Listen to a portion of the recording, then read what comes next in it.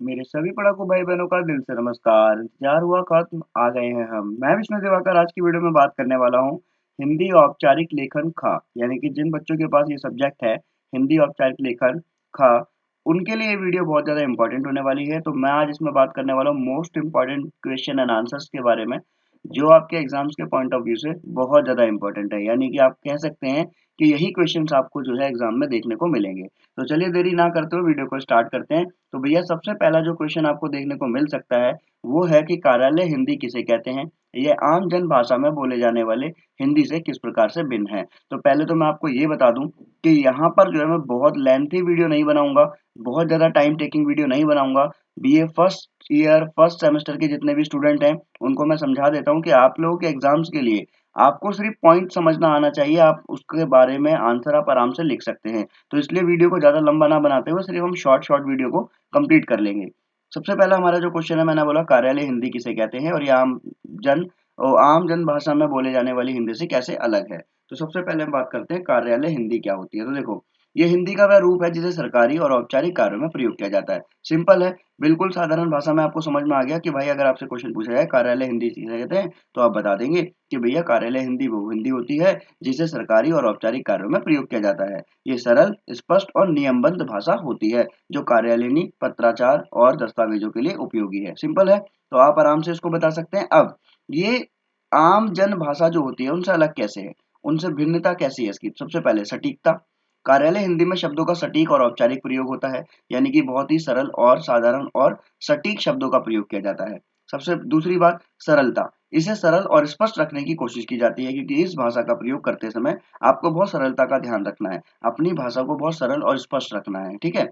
उसके बाद में बताया गया नंबर 3, नियमबद्धता। इसमें सरकारी मानकों और शैली का भी पालन होता है। जैसे अगर हम बात करें कि मैं अगर नॉर्मल अपनी लोकल लैंग्वेज में बात करूँ, यार मैं कल नहीं आ पाया, इट्स लाइक दिस, तो ये क्या है, ये सारे के सारे जो है ये आम जन भाषा हो जाएगी। परंतु हमारे को हम बात करते हैं कि जो हमारी कार्यालय हिंदी है, कार्यालय हिंदी में हम जो है फालतू के इनफॉर्मल वर्ड्स जो है हम यूज नहीं कर सकते हैं। ठीक है।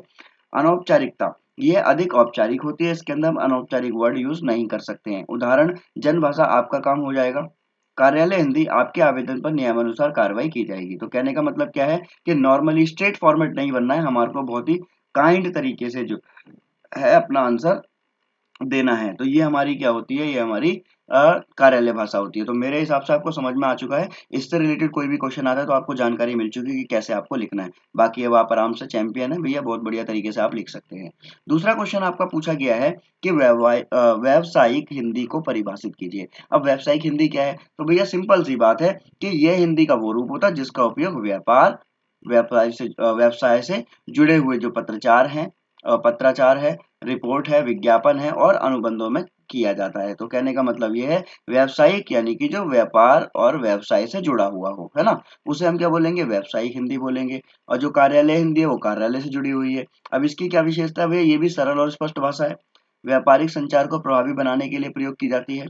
सबसे बड़ी बात इसमें एक और चीज पॉइंट देखते हैं भैया कि इसके अंदर ना स्पेशल वोकैबुलरी का यूज किया जाता है, यानी कि विशिष्ट शब्दावली, जैसे लेखा, भुगतान, आपूर्ति, ऐसे शब्दों का इस्तेमाल किया जाता है। अनौपचारिकता, व्यावसायिक व्यवहार में सम्मान और औपचारिकता इसके अंदर रखना बहुत जरूरी होती है। और उसके बाद में हमारा फोर्थ पॉइंट है संक्षिप्तता, यानी कि लंबे विवरण के बजाय आवश्यक जानकारी दी जाती है। फॉर एग्जाम्पल, एडवर्टाइजमेंट देखे हैं आपने? ठीक है, उसमें लिखा था सेल सेल सेल, ठीक है, लॉस्ट एंड फाउंड या कुछ ऐसे करके आपने एडवर्टाइजमेंट देखे होंगे। तो उसमें क्या होता है, सिर्फ काम की बात लिखी जाती है ना। तो इस तरीके से जो है आप इसके अंदर लिख सकते हैं। अब उदाहरण का देखो, जैसे कि इसमें बोला गया कि 123 के क्रम अनुसार 20 जनवरी तक सामग्री की आपूर्ति करें। तो कहने का मतलब क्या है कि बिल्कुल अ, सिर्फ उतना ही आदेश दिया जाएगा जितना कि आपको सिर्फ बताना है, यानी कि फालतू की बातें नहीं लिखी जाएगी। दूसरा क्वेश्चन भी हो जाएगा भैया आपका, तीसरा प्रश्न आ जाएगा आपका। और एक और चीज मैं आपको बता दूं, कुछ बच्चे ये सोच रहे होंगे सर इतना बड़ा क्वेश्चन आएगा, मतलब हमारे को 20 नंबर 15 नंबर के लिए इतना ही लिखेंगे क्या? तो मैं आपको बता दूं भैया, एक दिन में आप महारथी तो बन नहीं जाएंगे, परंतु हाँ इतना जरूर है, something is better than nothing, कि अगर आप बहुत सारी चीजें पढ़ेंगे तो कुछ भी समझ में नहीं आएगा, पर थोड़ा समझ लेंगे तो शायद आप बहुत ज्यादा लिख सकते हैं। तो यहाँ पर मैं आपको बस सिर्फ क्वेश्चन का पॉइंट बता रहा हूँ जिससे कि आप आंसर आराम से लिख सकते हैं। टिप्पणी लेखन की विधियों की विशेषताओं का विस्तार से वर्णन करें। अब टिप्पणी लेखन क्या है? देखो, ये सरकारी और व्यावसायिक संचार का महत्वपूर्ण हिस्सा माना जाता है, जैसे जिसमें किसी विषय पर संक्षेप और स्पष्ट राय प्रस्तुत की जाती है, जिसे हम टिप्पणी कहते हैं। ठीक है, शॉर्ट नोट जिसे आप बोलते हैं। तो इसकी अगर हम विधियां देखें, देखो, तो भैया सबसे पहले वस्तुनिष्ठता यानी कि विषय पर तटस्थता और सटीक जानकारी होनी चाहिए, क्योंकि आप टिप्पणी लिख रहे हैं, आप बिल्कुल एक शॉर्ट नोट लिख रहे हैं, तो आप उसके बारे में अच्छे से जानकारी आपको होनी चाहिए। संक्षिप्तता यानी कि बहुत ही अनावश्यक विवरण से बचते हुए उसमें सिर्फ मेन मेन चीजें लिखनी है, सिर्फ जो जो पूछा गया। जैसे आपने पॉलिटिकल साइंस में एक क्वेश्चन पढ़ा था ना कि भाई राज्य पर गांधी जी के विचार, तो सिंपल उस पर टिप्पणी लिखी है, तो गांधी जी ने उनके विचार उस पर राज्य पे क्या बोला, सिर्फ वही बताना है। अब गांधी जी का पूरा जीवन परिचय नहीं देना उसके अंदर। सेम ऐसे ही ट्रांसपेरेंसी होनी चाहिए, पारदर्शिता, राय और सुझाव बहुत स्पष्ट हो, समझने योग्य हो, कि सामने वाले को समझ में आ जाए।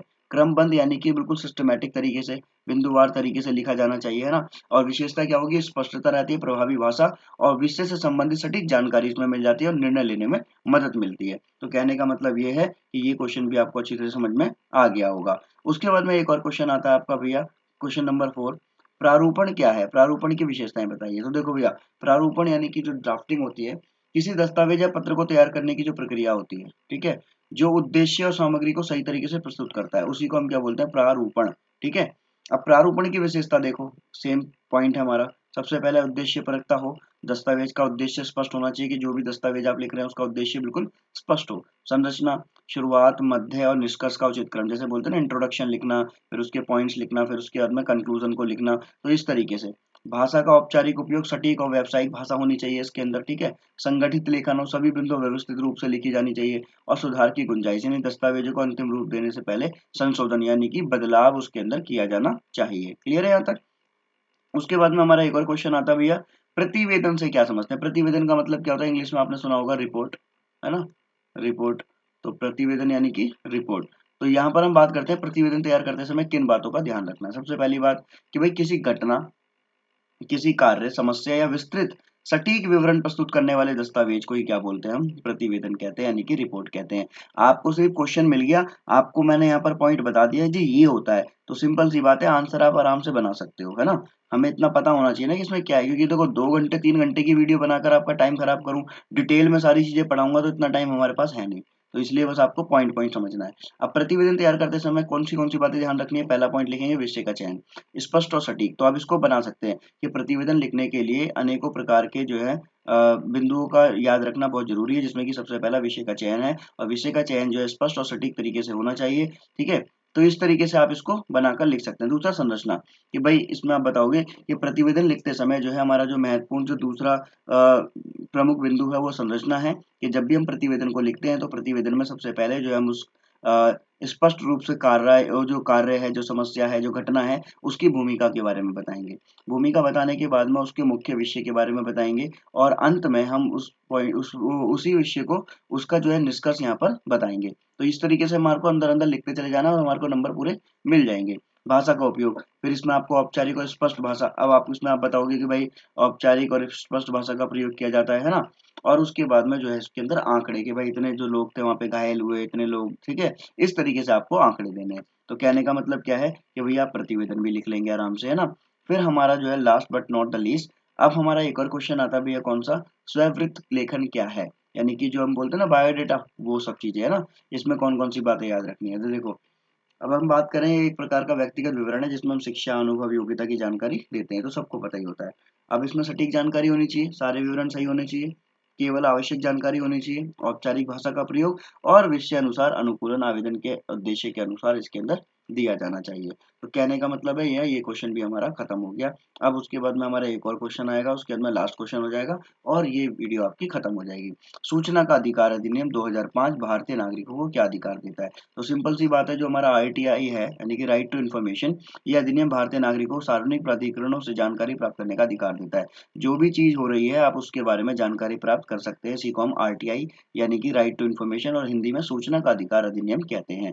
इसके मुख्य अधिकार क्या है, सरकारी विभागों से सूचना ले सकते हो आप, सूचना न मिलने पर अपील का अधिकार है आपके पास, भ्रष्टाचार और अन्याय के खिलाफ जानकारी प्राप्त कर सकते हैं, और सरकारी दस्तावेज और रिकॉर्ड और निर्णयों की पारदर्शिता को भी समझ सकते हैं। तो ये हमारा है सूचना का अधिकार। तो भैया कम शब्दों में ज्यादा समझाने का मैंने आपको यहाँ पे प्रयास किया है, जिससे कि आप लोग अपना एग्जाम अच्छे से दे पाए।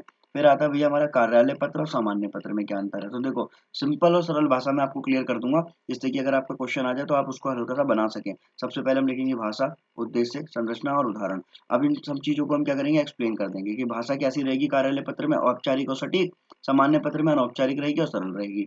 उद्देश्य क्या रहेगा, व्यावसायिक और सरकारी कार्य के लिए, और सामान्य पत्र क्या रहेगा, व्यक्तिगत के लिए। संरचना कैसी रहेगी, निश्चित प्रारूप में लिखी जाती है, ये स्वतंत्र है, जितना मर्जी आप लिख दो भैया इसके अंदर, है ना। उदाहरण क्या है, जैसे कि आदेश, ज्ञापन, नोटिस, और इसके अंदर क्या है, जैसे आमंत्रण, इन्विटेशन देना, ठीक है, कोई पर्टिकुलर जो है लव लेटर लिखना, इस टाइप के लेटर्स आपको लिखोगे तो वो सामान्य पत्र में आ जाएगा। तो बहुत सरल भाषा में आपको समझा दिया गया है, मेरे हिसाब से आपको समझ भी आ गया होगा। और लास्ट क्वेश्चन हम देखेंगे इसके अंदर, व्यावसायिक पत्र लेखन क्या है। तो भैया बिजनेस लेटर क्या होता है हमारा, देखो, व्यवसाय या व्यापार से संबंधित संचार के लिए जो उपयोग किया जाता है उसको हम क्या बोलते हैं, BLW कहते हैं। BLW का मतलब क्या होगा, बी BLW का मतलब होता है बिजनेस लेटर राइटिंग।